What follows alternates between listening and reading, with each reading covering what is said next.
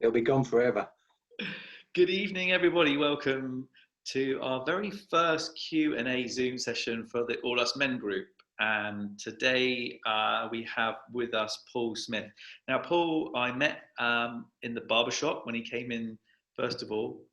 Paul is a policeman and he currently is living in France, but his home is in Tenby. And he is spending much of his time preparing for Ironmans and various other things that he's doing. He's now 48, but at the time of his diagnosis of his cancer, he was 43. He was an average bloke, as he calls himself, and a little bit overweight, but as he's tall, he carried it well. He carried it well, and he's not a strong swimmer, but he had done running and swimming and cycling before, so this was a big thing for him. He was diagnosed in 2014 with cancer of the appendix, and he's battled through that, had the mother of all surgeries, and 10 months later did an Ironman in Pembrokeshire that I know well there. It's a beautiful part, but it is grueling. Yeah. So Paul's not frightened of talking about mental health. He's not frightened about talking about the physical things. I don't think there's any questions that are off the table for Paul. He's No, a very nothing open at all. and candid man. That's why I was drawn to him very much. And so I'd like to introduce Paul to all us men. Give him a little wave. Thank you, Mahesh. So thank you. And first of all, I'd like to just say this book that you wrote, I don't know if you feel like you're a natural author or not, but I will say for those who have read it already, it's funny. It's funny. I was reading it and chuckling to myself, and I was reading it and I was going, oh, I do that, or I feel like that, or and there was bits in it that I really empathise with, and it's a good read. And I will say, for somebody like me, I'm dyslexic, and so readings have always been a big thing for me, challenge. But I didn't find it challenging at all. I didn't find it a challenge, and I found it that it flowed really well. And you, as a visual person, you broke up the book with some images, which was great because it really honed home for me how much you went through for somebody who can read a book and maybe not quite understand how big your surgery was. When you see the scar, you've literally just been opened up. It really drives home why they call it the mother of all surgery. So I'd like you to maybe just start off by telling us about the lead up to your diagnosis and like how you were feeling in your body, because I think what I'd also like to get across tonight, Paul, if it's okay with you, is about us men checking in with our bodies and our health. Yeah, absolutely. And not being frightened to go to the doctors. Yeah. So yeah, please. Yeah, and that's one of my big messages, to be honest, is about just being a typical bloke and not going to the doctor, thinking that you can self-diagnose every ailment that you got, and it will go away. And that's exactly where I was, to be honest. I was diagnosed with acute appendicitis, basically, initially, and that was in sort of June 2014. But if the truth be known, I'd been suffering for probably up to 2 years with stomach cramps and pains and aches, all in that sort of right-hand side where your appendix is. But I just put it down to, I don't know what I put it down to, a dodgy prawn, who knows, a bit of IBS, or anything really, just upset stomachs, getting old, and all of that. And obviously on reflection, I could have gone to the doctors a lot earlier and got that sorted out. It come to a head really when I visited my parents just before I was diagnosed, and over that weekend I just had the most horrendous stomach cramps that you could imagine. all weekend. It was a hot sort of June day, something like that. We went down to Sandbanks. They lived Bournemouth way. And I just was beside myself, really. And I just wouldn't have it. And then on the Sunday, I had a massive roast dinner, double helpings, which just killed me, basically. When I read that, I was like, classic bloke. That's such a bloke thing to do, isn't it? It's like, Exactly. I'm in Well, pain. when it's your mum's cooking. Yeah. I'll have 5 roast potatoes. Yeah. Oh my God. And then that afternoon when we were driving back, I mean, this is what it's like. I mean, I would never go to the doctors, you know, unless I was literally on my deathbed. We were driving back. I couldn't drive back. Maria, my wife, had to drive back, and we were going back. And I literally said to her, "I think you got to take me straight to A&E." And that's just like, what? Where did that come from? You know, it was ridiculous. What's the matter with you? Are you dying? You know, well, who knew? Who knew? And of course, you know, we went to A&E, spent several sweaty hours sat in there waiting to get seen. And by the time I saw the doctor, I was feeling better. Wow. You know, in time-honoured fashion. You know, everyone goes to the doctor. Well, as soon as you make the appointment, you're like, I feel much better now. I don't want to waste any time. Yeah. So they gave me some, like, I don't know, constipation pills, I think, which I took, and went home, went to bed, and then I was all right again the next day. Yeah. But this was a pattern, you know, and I didn't see the signs, really. I didn't see them early enough, definitely. After that was it then. Probably a few weeks after that, I got the pains again. I was sweaty and uncomfortable. So I said to myself, I made a pact with myself, if I'm not better by Monday for work, I'll go to the doctors. And I wasn't better. I just lingered for the weekend, feeling rough, and went straight down on the Monday morning, and then went in, saw the doctor. He had a feel, and basically he said, I don't want you to worry, but I want you to go straight to hospital. Yeah, that sentence in itself is what you don't want to hear from a medical professional, is it? No, exactly. You know, it might be nothing, but it might be something. Go home, and I'll knock up a letter for you now. I'll give you a call in half hour. Come and collect it and go straight to the hospital. He said, you don't have to read the letter. Don't worry about reading it, because, you know, I don't want you to panic. And so that was it. So then I was in hospital, wound up with an ultrasound where they could see there was a mass around my appendix, and it was pretty manky, to be honest. And then I was moved from there straight to accident and emergency on a trolley, waiting for a bed. And that was the start of it then. I had a week in hospital there with severe blood poisoning. They couldn't operate on me that week because it was too badly infected. So I was on the antibiotics that week.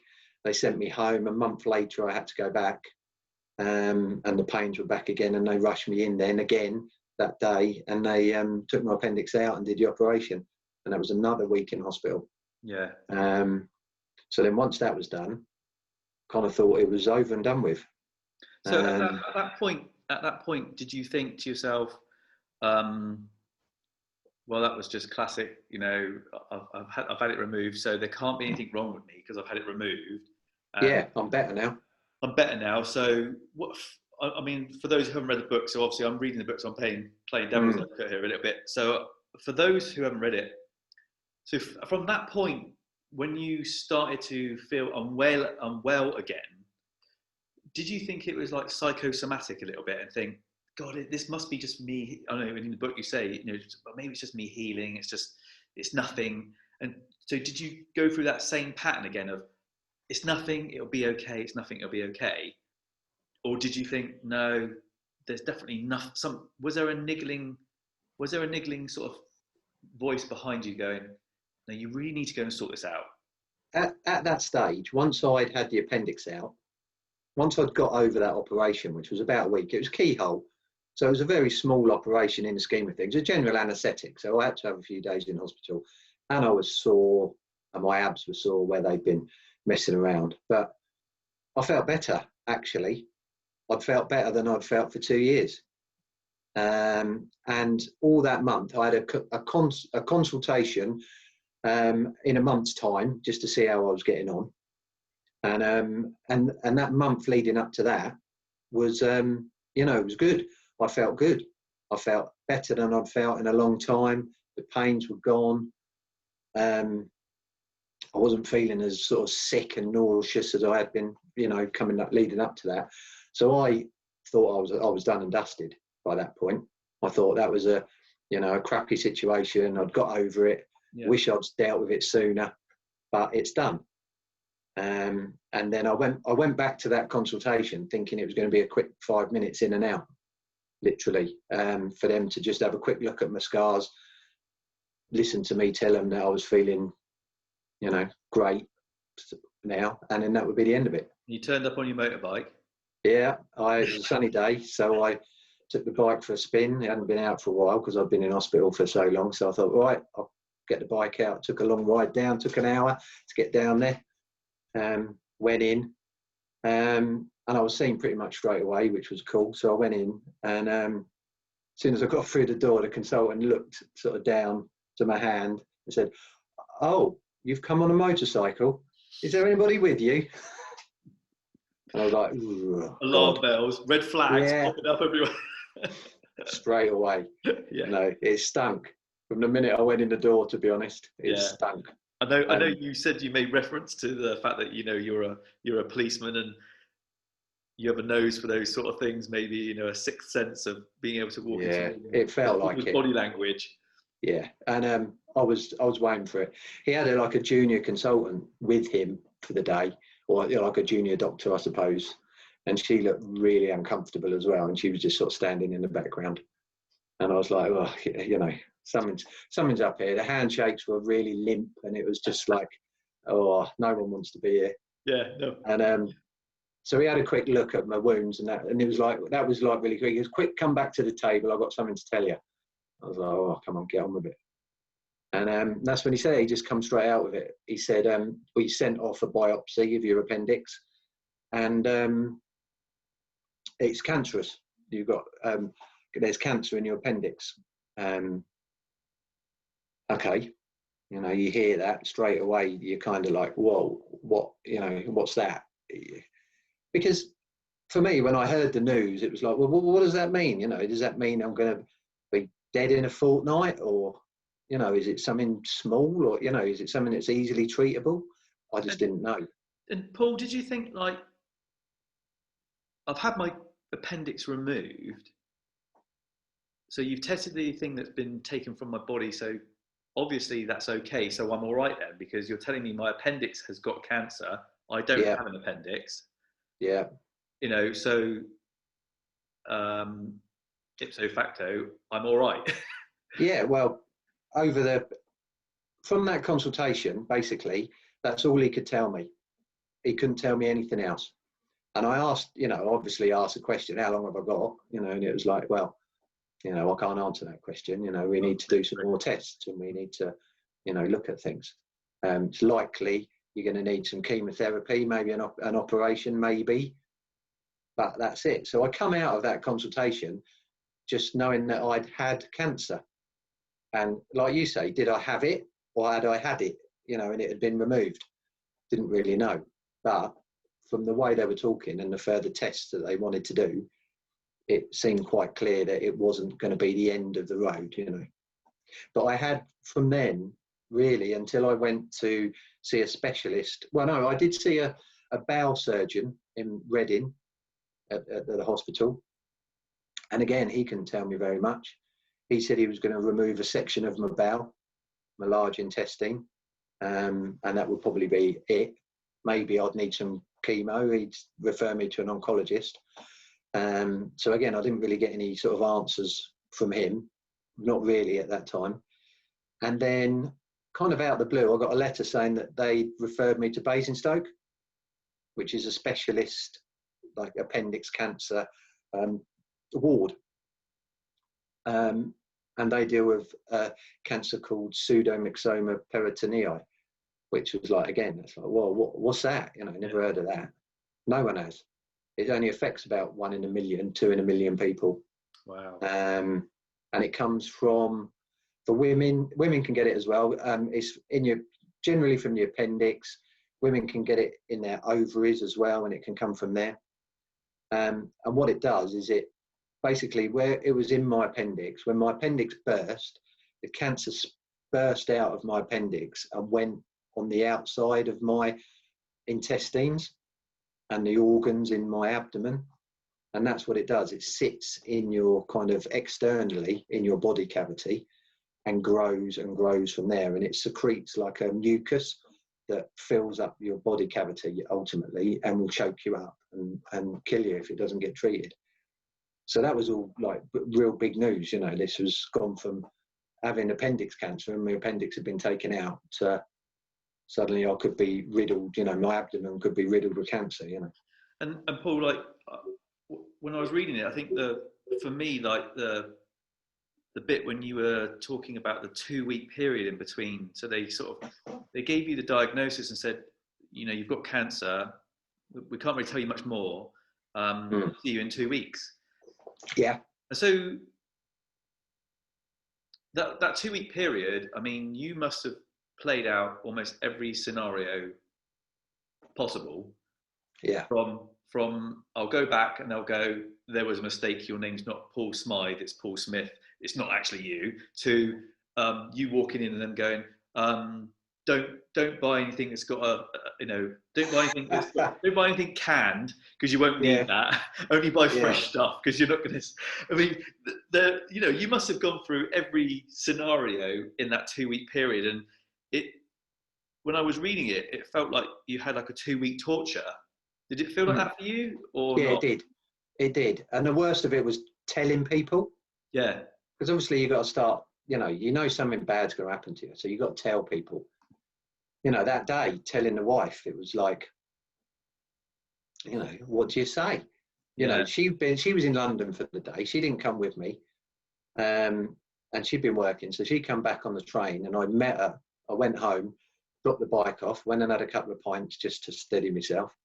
Met her off the train, and classic bloke, that, isn't it? Yeah, exactly. You know, pints, what we're going to do? Well, let's go out to dinner. That's what I thought. Let's make it as normal as possible. Make it as normal a day as I can.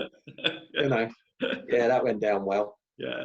So we went to the park, and I just told her, you know. But of course, she's got all them questions as well. It's like, what is this? You know, how long have you got? Well, I don't know. I don't even know what it is. It's just cancer at the moment. And that, you're right. And then you had the same situation with my parents and my sister and everybody, and all your friends, everybody you know. You know, you kind of don't want to tell people, but you kind of then have to tell people at work because obviously, you know, there's going to be an expectation that you're going to need time off. So everybody's worrying about you, talking about it, and there's nothing you can really add. Yeah. You know, so you just go round in circles. I did for that couple of weeks in my head. Just going round and round and round, you know, same old questions. Yeah. Wondering what it is. And then you're asking yourself, well, I'm 43, I've had a decent life so far. You know, is this it? You know, if this is it, can I handle that? You know, how am I going to deal with that? You know, if somebody does tell me that this, you know, that this is coming to the end, you know?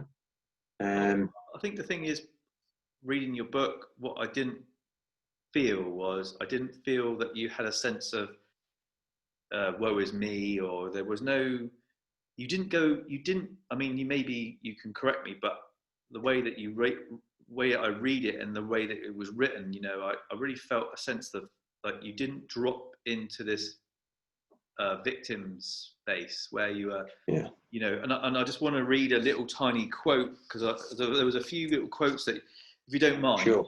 No, absolutely. Yeah, and it said, you write, in those first few days, I heard people saying things like, oh, why you? It's so unfair. But is it really? What's unfair about it? It's just life dealing its hand, surely. If not me, then who? Why not me? What makes me more deserving than some toddler fighting for their life somewhere? And I thought, that's so mature from a spiritual sense, and from a you know, in this All Us Men group, you know, we talk about growing, you know, from a sense of recognizing that you're not the body, you know, you're more than Yeah. that. And Yeah. like you were, you know, you weren't, like you were saying, you know, okay, so this is my hand that I've dealt. If it was a card that was given to me and I could give it to someone else, who would I choose? Well, I wouldn't Absolutely. choose to give it to anybody else, you know, Yeah. because this is my dealt, this is my life, and this is how it was dealt to me. And I really like took my hat off to you when I read that, because you know we all think that we would deal with things hopefully in a mature way, but you just Yeah. don't know until it's handed to you, do you? You know. No, that's exactly what I felt, to be honest. And I didn't want to inflict it on anyone else either. Yeah. You know, it's very easy to reflect your pain onto other people. You know, and then you can drop into that situation where you're relying on other people then to keep you up. And I just felt like, no, this is my problem. You know, this is for me to deal with, really. You know, and it's kind of, and that's dead right. What the passage you read there was that's a key passage in that book, Yeah. without a doubt. Yeah. And that's the key message I gave to everybody. I didn't want the pity. I hated it, actually, and I didn't want, and I felt like other people were feeling pity for themselves as well. You know, because I was ill, and I didn't want that. You know, I didn't want that either. I wanted to just crack on and deal with it. You know, and like you say, whatever my hand was, then I would take it, and I would, you know, with dignity, and I would deal with it. You know, but then I think I also said at some point, I'm very aware that no one sort of ever told me that I was about to die. No. There were times in my treatment process that I was, you know, there was a risk of it, but that was a risk. You know, it wasn't like a doctor didn't look me in the eye and say, look, Paul, you know, your time's up, sort of thing. And I'm very aware that the attitude that we've just talked about, I don't know whether that would have sustained itself, whether I could have sustained that if I knew. I'd like to think I could, but do you know what I mean? If I knew I was going to die, then that's a different story, you know. And I couldn't sit back and say that I would be able to handle that. I don't know, but you can only go on as you can go on, can't you? Really, Yeah. You know, which is where I found myself, and that's the attitude I wanted to take. And I worked. So you have to work at it. I worked really hard to keep that mindset and keep reminding myself of that, and how lucky I was. It's a constant practice, isn't it? And this is the thing, Yes. like, you know, in this group we talk about like life is the practice, and you don't just go, I'm having a day off from this today. You know, if you're practicing something, you have to practice it, and whatever it will be, you know. I want to flash forward a little bit Sure. to what you went through, and what, so the boys who haven't read the book understand. I want to just show this. So for those of you that maybe can see or can't see, that's the imagery that you posted in your book. There's very different pictures of you running and stuff like that. But that's I mean, as a young boy, you know, you would look at that and go, cool scar. You know, I mean, as boys, we look at scars and go, yeah, that's a cool scar. That's, excuse my language, but a fucking cool scar. And and looking at it, just tell the people that are here with us now, and for anyone who's going to see this after we recorded this, so how big was that? How long were you in surgery for? What was the, once you got to the surgery, they told you what was happening. What was the magnitude of this operation? They call it the mother of all surgeries. So yeah, give us some idea about what you had to go through there then. Sure. For the type of cancer I had, it's pretty much the only way they can treat it is in a curative way. So they have to take it away. If they take it all away, then you're cured. Okay. The problem is it spreads so far, it can spread so far around your abdomen and it's so small that they can't see it all. And obviously, if it attaches itself, what it'll do is it'll attach to the peritoneum, which is like the skin which lines the inside of your body. Mm-hmm. And it sits in there. It sits on your bowels, and it sits on all the other organs, really, below your diaphragm. So as it spreads around, they can't say to you what the outcome will be with any certainty until you come out of the operation, because they have to open you up, basically full length cut. So it was from my top of my rib cage right down to basically down to my knob, right down into my groin. So they open you up and they just look around and they just cut and cut and cut everything that's got cancer on it. They scrape away the skin, they're like the peritoneum, all around your inside, because they get rid of that, because if it's got like tiny cancer cells on it that can reseed afterwards. They took away the right hand side of my large intestine, which is obviously where your appendix was, so that any of the danger of that going. I think there was a section of my liver needed to go as well, just a small piece. And there's another organ called the omertum, which is like a fatty skirt which sits around like the front of your body and attaches to your diaphragm. So all that was removed. My belly button was removed, and all of the, you know, the sort of bits behind that, whatever's left from that. And they basically take it away. And that was the extent of my sort of surgery. I was in surgery for about 10 hours. So it's a long operation. They, what they do, if they can, and if they think they've removed all of the disease, they basically fill you up with a hot chemotherapy wash, and they fill your body cavity with it, close you up a bit, slosh you around for an hour and a half with this hot chemotherapy, like sloshing in around your organs.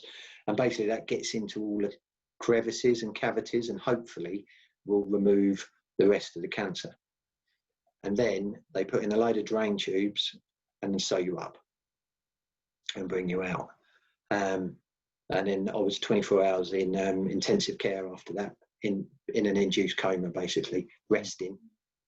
And then they bring you out of that, and then you kind of take it from there. You know, that first day you have to stand up out of bed, which is pretty uncomfortable, quite frankly.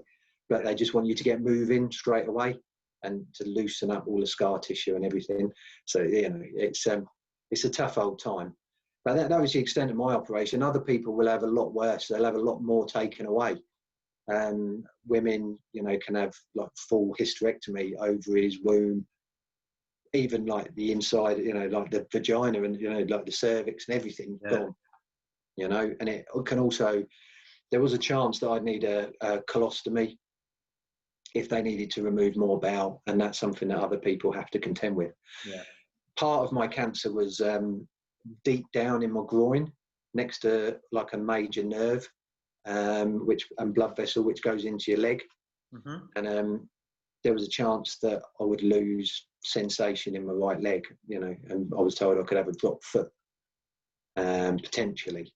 So as well as having a sort of colostomy bag and a drop foot and the cancer still in me, you know, you never know until you come out of the operation exactly where you're going to be.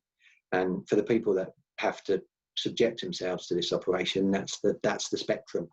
It can be totally successful, or it can be anywhere up to they sew you back up and don't do anything. So it was hard to be optimistic. You know, there was no sort of, well, we're going to have this operation. I mean, for any of the guys here that have had an operation about, you know, anything they've had to have done, anyone who's watching this, who's been in hospital, who's had an operation, and I was being so I'm having so much empathy with you about it, because 2 years ago I'd had 2 operations in one summer. So I had a gallbladder removed and I had a kidney stone removed, and so I was like, oh God, I had a stent up my willy, thinking, well, I was so brave. And then I read your book and I was like, oh God, that was like the equivalent of me getting a splinter in my finger compared to what you had done. And I don't know.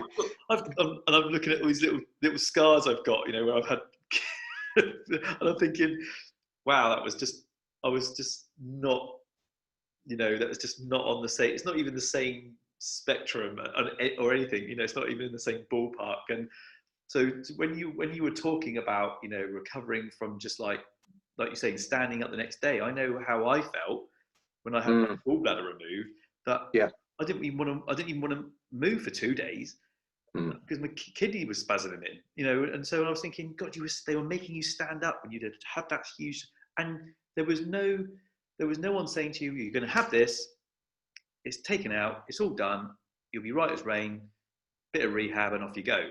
There was none No, of that, it's was there? just a new normal. It just gives you a new normal, whatever that can be. I think when I come out of the operation, I had 11 pipes and tubes sticking out of me in different places, you know. Wow. Including like a morphine drip, epidural, and things like that. I had a feeding tube, which kind of went straight into my heart, pretty much, I think, you know, into my chest up here, and all these drain tubes. For the next 3 days, the chemotherapy, they use a different type, but they fill your abdomen with chemotherapy fluid for like the next 4 days afterwards. So they'll come in and this huge bag they hang up and fill you up, and that sits with you. Just got a big bloated belly for 24 hours, feel absolutely rotten, and they drain that down. You feel better for an hour, and then they come in and do the next one.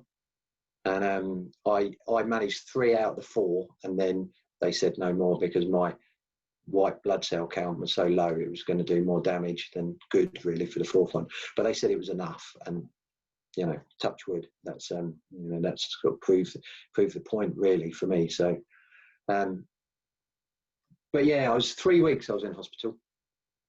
3 weeks I spent in hospital. It's a long. So you're almost long institutionalized. Yeah. By the time you come out. Yeah. You know, it was November. I was in hospital, and into December, and it was freezing outside, and it was like 30 odd degrees in the hospital. Yeah. And you're just sitting in this like sweaty, horrible, stinky bowel ward for 3 weeks, you know, and you wonder what it's going to be like when you come home, quite frankly. Yeah. I think, you know, you know, hopefully none of us will ever have to encounter what you've done. And all I can say is, you know, when I first met you and we were talking about it and I was cutting your hair and we were talking about it, all I could think of was, you know, you have to try and put yourself in your boots, you know, and I just don't know, you know, how much resolve. This is really a thing about, like, you don't know how much resolve you have until your back's against the wall. And yeah, and I think that I want to lead on from that then to, you know, you doing the Ironman, you know, because that's what you're not about the cancer, you're about the Ironman. That's what I believe. And for me, the cancer is like it's a good story leading up to the reason why you've done something. And I believe the Ironman is as profound as your illness. Is that okay to say that? Yeah, absolutely. Because it's I probably wouldn't have done it without the cancer. Yeah. And you know, and you need to tell me whether I'm not being respectful or not, because, you know, I've tried to go running and I know what it feels like to do a 10K. I try to swim in the sea and I know after my 6th stroke I feel tired, and I know if I go on a bike ride after 20 minutes my ass hurts so much I just want to get off and push it. Yeah. And that's without me having had a big operation. and I totally feel like you are the epitome of the mind is so powerful because the body will do whatever you tell it to do. Yeah. It will take you as far as you want to go as long as the mind is strong. And if the mind's not strong, the body just won't go along with it. Yeah. Would you say that's right? Yeah, absolutely. It's that.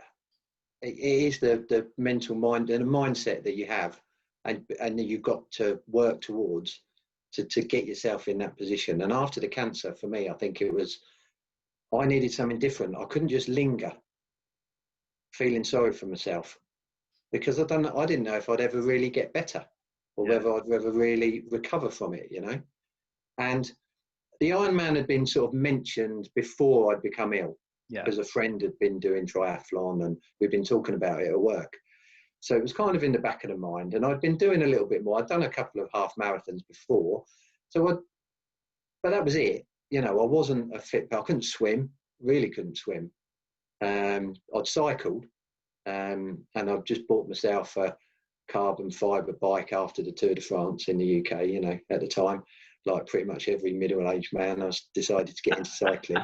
There's some people laughing here going, Yeah, yeah. exactly. Well, we all did it, I think, you know, to varying degrees. And then them saddles just killed us, I think, after a couple of months.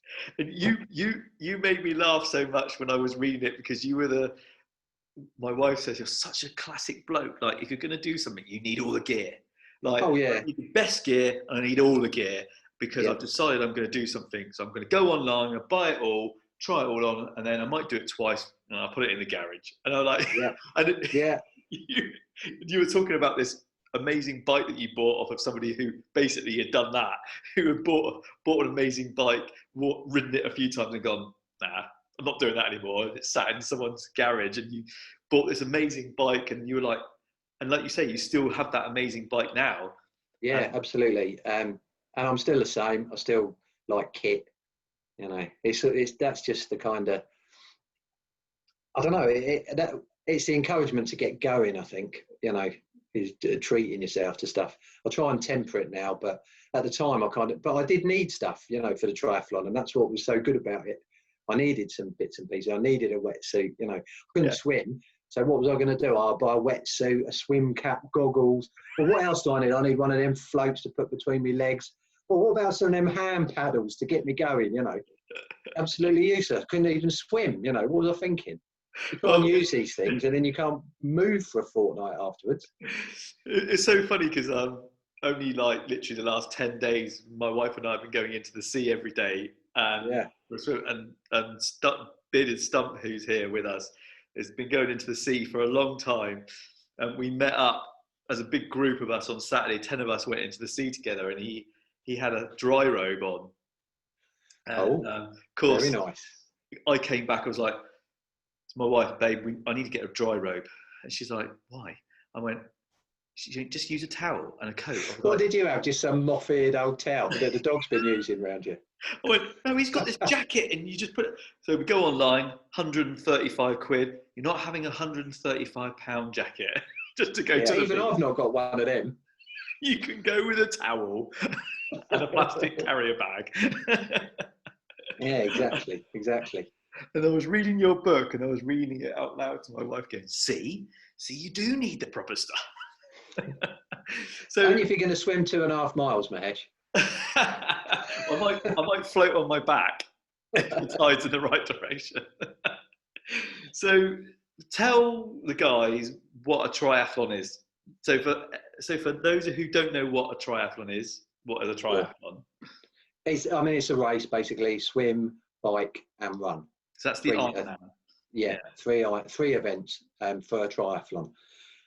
An Ironman triathlon. An Ironman is a brand, actually. It's a company which run triathlon events, and they run long distance triathlons, which it's a 2.4 mile swim, 112 mile bike ride, and then a marathon. And that's a long distance triathlon. The first one was in Kona in Hawaii. I know my history 20 odd years ago, where three guys, there was a good swimmer and a professional runner and a cyclist, decided to have a race and see who was the best overall. And then it kind of grew from there. And that's Ironman. But Ironman is a brand at the end of the day. It's a company. There are other companies that do long distance triathlons. And they do them all around the world. There's loads of them. I was thinking, which one am I going to do? And I kept coming back to the UK.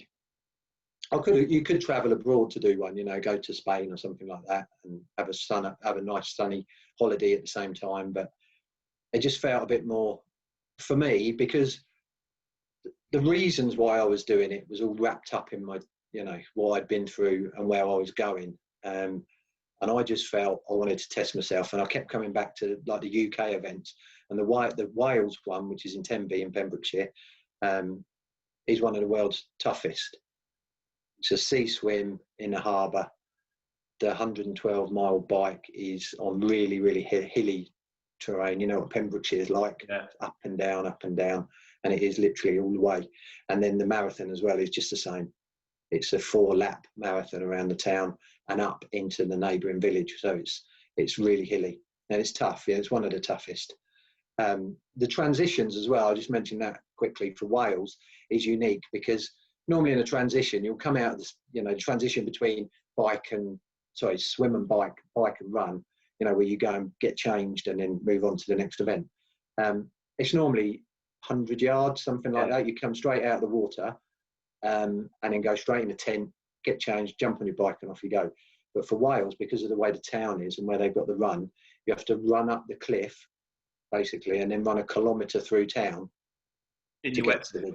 Yeah, basically, you can take it off if you want, run in your pants, in your swimming trunks. But yeah, you've got to run a kilometre back to the transition. You don't get any extra time to do it either.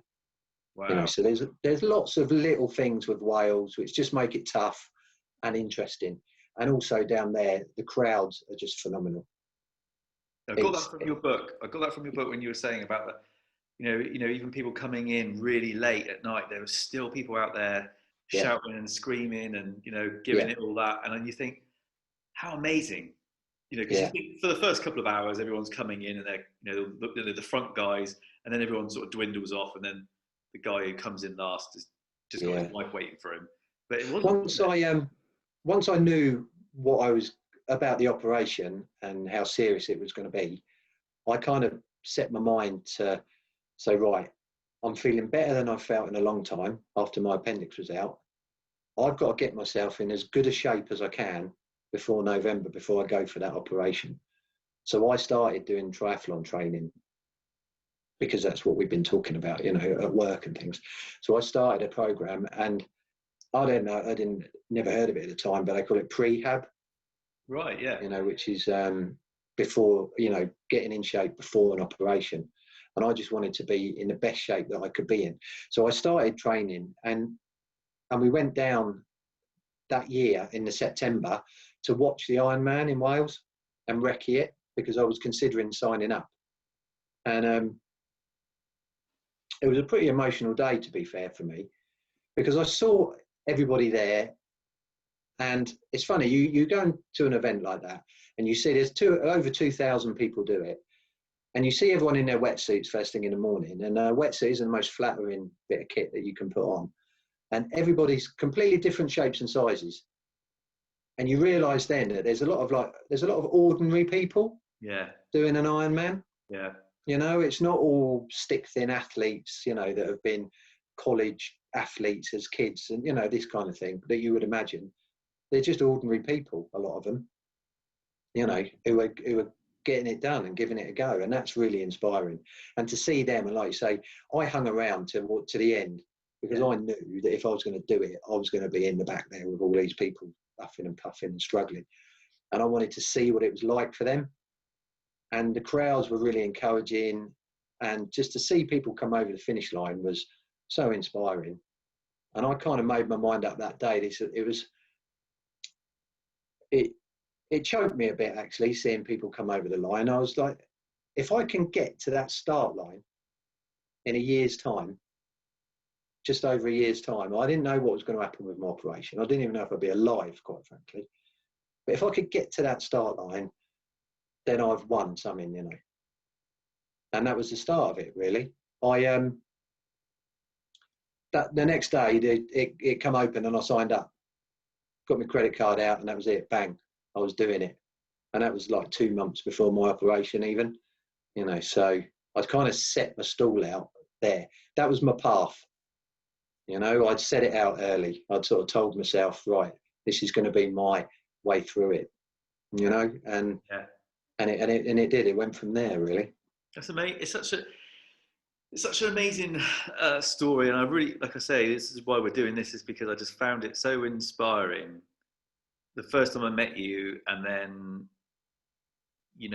reconnecting with you over lockdown, and then I met your dad. He brought the book, he brought the book round to me, to read, and we stood at the door, and just chatted for 20 minutes or so, and he was he was so proud to deliver your book to me, because it was almost like he was handing over a bit of you to me, Mm. you know, and it was really quite an emotional thing to meet him, because it was like he handed me this book, but it was like he was handing it to me as if to say, okay, so you need to look after this because my son's in here, and like, you know, and I'm really proud of him, and you need to take good care of him, and here you go, you know. And I sort of, you know, Yeah. and that was and that's how it felt when he handed me the book. And That's what I wanted. When I decided to write it, I didn't have a clue. I'd never written anything in my life, to be honest. I was useless at school, really. You know, really lazy, is and that why and you went didn't. into the police force? I kind of improved myself a little bit since then, but you don't need any. Well, you didn't need any qualifications to be a policeman when I joined, so kind of answers your question, I suppose. So I didn't have a clue. I didn't have a clue if I could write anything down, whether it would be crap or whether it would be any good. You know, I just didn't know. And I thought the most important thing that I can do is just be honest and just say it as it comes out. Yeah. And that writing process was a bit like that. It was kind of, I just decided to just start splurging really onto a page and see what happened. Yeah. You know, Yeah. and that was Well, the easy bit. it didn't come across like that. It didn't come across like that at all. It came across like you were a natural storyteller, and you know, it There's came. a there's a lot of work after that, though. Quite frankly, Yeah. it's a grind. It's a full-time job, quite frankly, writing a book. Yeah. You know, I underestimated it. Did you? Yeah, when you've re-edited and reread your own chapter or your own book about a dozen times, you get a bit fed up with it. To be honest. You wonder whether you wonder whether it's any good, you know, or whether it's relevant. Yeah. But everything I did when I wrote it was just to be honest Yeah. and literally just say it as it was. And I'm really proud of that, actually. That's one thing that I can put my hand on my heart and I can say 100% everything in that book is genuine. Mm. Nothing's embellished, nothing's played up or hidden away from or played down, you know, which is exactly why I wrote it, because I thought if I'm going to put this down, I want it to be of some use to somebody else. Mm. It's not, I didn't want it just to be a vanity project about me doing an Ironman. I wanted it to be a story, you know, that would tell a story about how just an ordinary bloke could, you know, deal with the situation he was in, really. And that's what I tried to do. Yeah, I think you did it really, really well. And I think, um, you know, like I said, you know, in lots of different ways, I found it very inspiring. You know, just from the fact that, you know, I mean, what you do as a job is in itself. You know, I have, you know, relatives who are in the force, so that's why, you know, I'm allowed to take the mickey out of you. And it's like, but you know, I don't I mind. know how hard your job is. I know how, I don't know how hard, but you know, I have great respect for all the surgery you went through and all the mental side of it that you must have gone through, not just the physical side, Yeah. and also your family and your wife, who was amazing. You read it through the book, you make lots of references to her, and it's so nice that Mm. it's not just about shining the spotlight on you, but it was also the fact that you had somebody with you. And then to do the Iron Man and then to write about it as well. So it was like it's just a constant like new hurdle to go over. You know, yes, I got this harsh job. Yes, I had the cancer. Yes, I now I've done the Ironman. Now I'm going to write about it, and I'm going to sit down and put it all on paper. And they're all just big things. You know that, you know, want just to do one of those things is in a one person's life. So I have all credit for you. And what do you think is the driving factor behind it then? It's keep him moving, keep him rolling forwards. The type of cancer I've got, I have an annual check, and again, touch wood, my scans have been clear, but it is a cancer that comes back. It does come back. It has a large recurrence rate. So I can't take anything for granted. So like you say, and saying it like that, it makes me think actually from what you've just said about, yeah, it's true. You know, I've been on a journey really since then, just to keep moving. You know, keep myself a positive a positive journey really, which is what I wanted, and that I do mention that in the book as well. On reflection of the whole thing, by putting myself through that, it meant that every day that went by and I achieved something, it was a positive. It was something positive. I wasn't looking backwards, you know. And I kind of knew if I allowed myself to just drop into a kind of malaise and think about things. Well, I did think about things, and I don't want to sound flippant there, but think about things too much, then I wouldn't be moving forwards, you know. I didn't want it to get the better of me, and that's kind of where, you know, where I went with it. And with the job as well, once I'd done the Ironman, it wasn't long after that my wife got offered a job in Geneva in Switzerland, and we moved out to France, you know, to be near her new job. And so I've been on a career break since then, which has been wonderful, quite frankly, and has been great for me. And that's part of the reason why I managed to write the book, because I had the time to sit and reflect about the story and put it down and spend the time. And it was a full-time job. You know, I would have to say to myself, right, every afternoon, Monday to Thursday it was really, and a bit more sometimes when I fancied it, I would sit down, whether I wanted to or not, and start writing and get it done. And that's kind of where it went from there. Yeah. And now here I've had the opportunity. It's been wonderful, to be honest, because we're near the Alps. I've enjoyed the cycling out here, you know, and the fitness and the fresh air. And you look great. You look really well. You look like somebody who's looking on your Instagram. You know, you're out there doing stuff, and yeah, you know, you look like you're just taking the bull by the horns. And because for the guys who haven't read the book, you know, you make reference to the fact that you can be a bit of a couch potato, and yeah, oh yeah, you know, your go-to is sit down and watch the TV. Yeah, So this isn't definitely. natural for anyone who's listening to this. This isn't just your natural state where you've always been this big go-getter guy. This is No, actually a transition for you, isn't it? yeah, absolutely. I can honestly say I'm in better shape now than I was before the cancer, than I was before my late 30s. Genuinely, mentally and physically. Wow. Because I'm not so lazy mentally. Yeah. I'm not as lazy physically, definitely. I appreciate life, and I know I've got to look after myself. And I know if the cancer comes back, then I'm in a better place to deal with it. You know, both them things. And if I let myself go now, I'll be letting myself down. Yeah. You know, I mean, a point I make is, and I genuinely believe it is, you know, if someone asked me, would you go back now, pre-cancer? You know, if you could go back and not have the cancer, would you do it? You know, and honestly, I don't know if I would. Really?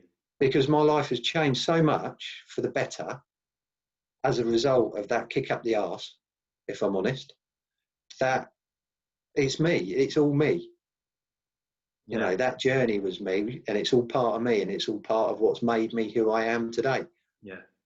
You know, so if I went back, I just envisaged the kind of, yeah, that'll do kind of me, you know, bit lazy, just rolling through life, taking it for granted. It's, you know, life's precious and I enjoy it. And I realise now that, you know, I could have enjoyed it maybe a little bit more. And I want to make up for that, you know. There's a big lesson for all of us there, isn't there? Yeah. You know, Yeah. Don't wait until you get the ultimatum. Do it. No. Do it regardless. Um, Do it regardless. You don't have to be diagnosed with something to give you that zest for life. We all should have that, shouldn't we? We should all. Yeah. Be I would say if there's one bit of advice I could give to blokes our age, really, is that look after yourself the best you can, you know. And it doesn't have to be doing an Ironman or doing some ridiculous event. It's just getting out, going for a walk, walk the dog, go for a long walk, you know, get some fresh air. Just look after yourself, because if you have to have an operation, and it comes out of the blue for everybody, really, you know, any of us could be sick tomorrow. I could be sick again with something else. I could get cancer again, and it could be another type of cancer. You know, there's nothing you can't take your life for granted.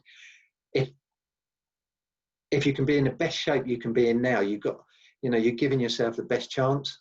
Yeah. You know, if anything does happen to you.